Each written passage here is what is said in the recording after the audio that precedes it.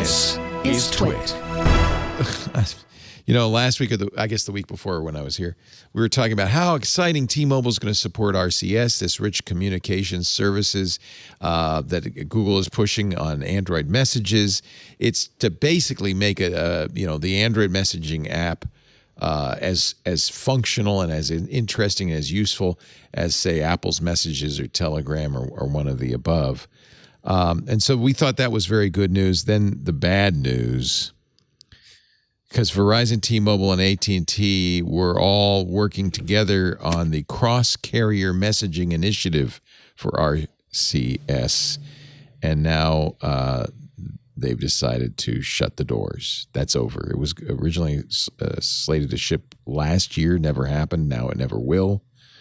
A spokesperson for Verizon confirmed the scoop by lightreading.com. Quote, the owners of the cross-carrier messaging initiative decided to end the joint venture effort. Because it was being nice to Google or what? Because these companies all hate each other. They're all in competition. Oh, okay. And that's why we have such a fragmented system.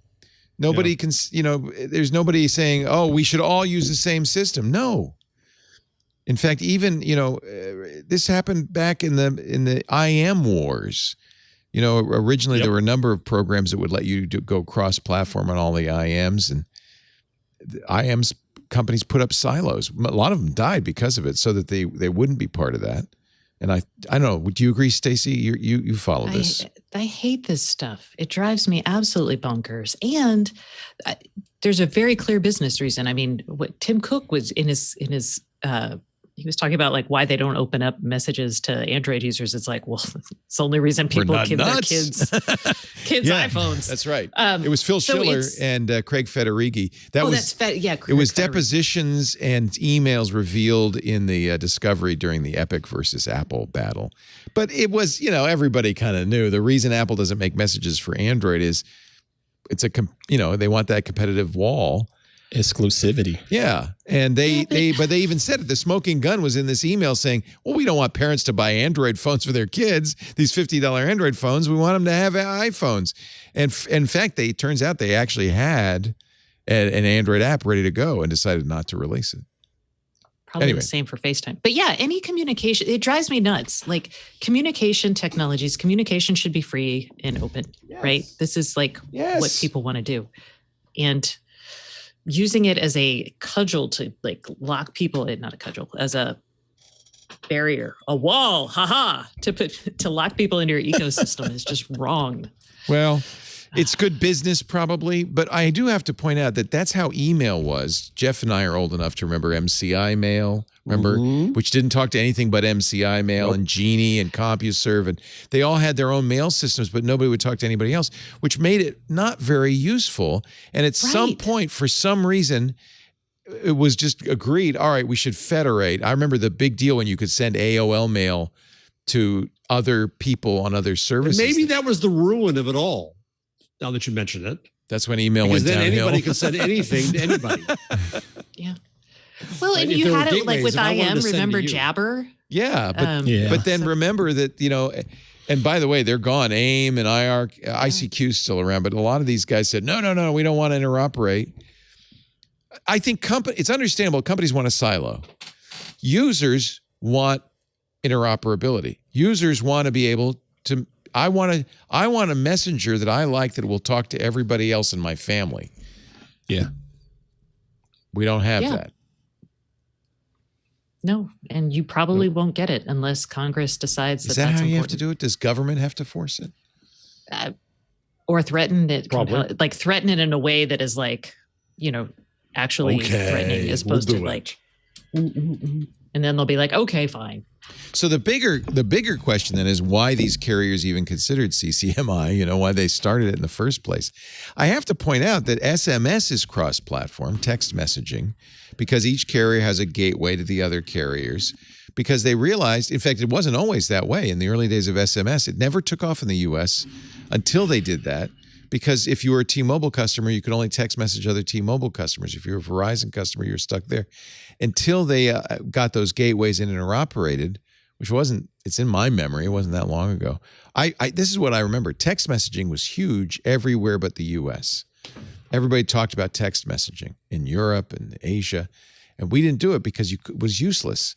Then and it was expensive. And that's another thing. Although texting was like, it was 20 remember it was cents like each. $1 or a quarter a text. Yeah, it was really expensive. Yeah. So they solved that, but the problem is SMS is nowhere near the capabilities of the database messengers that we see now, and that was what RCS was supposed to do. And the carriers have been dragging their feet with RCS. So would RCS have created that single messaging application? Well, that was the idea. Yeah, that was the plan. Hey, see, you want to get mad at technology companies, folks? Start with your phone company. Start there. Oh, I hate the phone companies. Yeah, they're giant. Most of us do get mad at phone companies and cable companies. So and by the way, this common. is called This Week in Google, and kudos to Google, which came up with RCS. Actually, I think they bought a company, but they were the big that's their way proponents of RCS. They've been the ones that have been pushing it. So I go back to my question: was this in part a way to say screw Google, or was it no, just merely screw all you guys? It's just screw all you. We hate y'all. Yeah.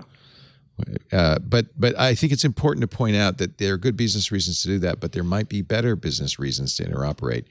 And there are some examples like email and SMS where interoperability made these technologies take off. Yes. The other thing that is important is Google's RCS in Android Messenger is end-to-end encrypted. And that's another thing I think users really want. It's a big plus, Yeah, but it's not. It's so is Signal, so are a lot of things, but it's not any good if it's not cross-platform. All right, it's cross carrier. It's too bad. It's really a shame. Google's, I think, as far as I know, still big on RCS, rich communication services. But to what end? Without the carrier, but carrier support's always been minimal. Yeah, it's just another messenger. Well, okay. Well, I'm sorry. And Google has enough of those. God, yes. Yeah. Jeez. Yeah. Dumb questions continue. There's another reason to do this for the carriers, which is that SMS is a technology rides, and Stacey, correct me because you know all this stuff much better than I do, but it rides on the voice channels. It's not it doesn't use data, although everything's using data now. It uses data. It does now, I guess, but it's not what we call as data service. It's always distinct from the data services, whereas Messenger, RCS, WhatsApp, Telegram, Signal, they all use just pure data. They don't, and that's why it's a problem with SMS. SMS is the lingua franca. Every smartphone has SMS capability, but nobody wants to use SMS. I use SMS. I use it too. That's why I was bitching 2 weeks ago that Hangouts went away. Yeah. Actually, wasn't on this show, but it was last week. It was on TWiT. It was on TWiT. I wasn't here last week. I was really mad because while we were in Calistoga, all of a sudden Hangouts dies. And I don't have my Pixel phone with me. I count on Hangouts so that I could get my Android messages, which are the Google Fi number. It's the public number I use on my iPhone. Then Hangouts dies because Google. Whoops. Yeah. And so I went on this search for a replacement. I ended up getting a program that's not a great replacement, but it's better than nothing, called Pulse by Luke Klinker. Yeah, I heard you mention that Sunday on the show. Yeah. And is it working for you? Because I was considering it's not working. Unfortunately, Apple does not allow them to have an iOS app. Of course. So you have to use a progressive web app, a website, but it's not working well. Yeah, I know. It works everywhere else. It works on the desktop. It works on Linux. There are other solutions, but like for instance, Signal only works on one thing at a time. I want the same message to appear on all my devices. So when my daughter, who is using Android, texts me on Hangout, well, it was Hangouts, but texts my Android number, I can see that everywhere and respond everywhere. Is Hangout now dead for that purpose, or you're just it's dead? It's going to be soon. You're a Google Fi user, right? Remember, Google Fi users, Hangouts lasted longer than anywhere else. It stopped working. I couldn't text my daughter anymore. Wow. I still have Hangouts in my email program.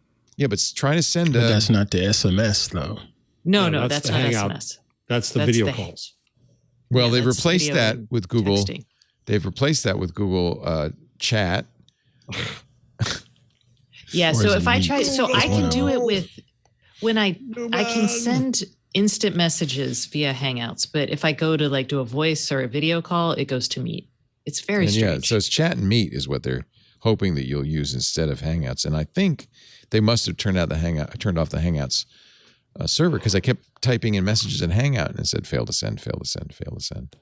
So I don't know. I don't know what's going on.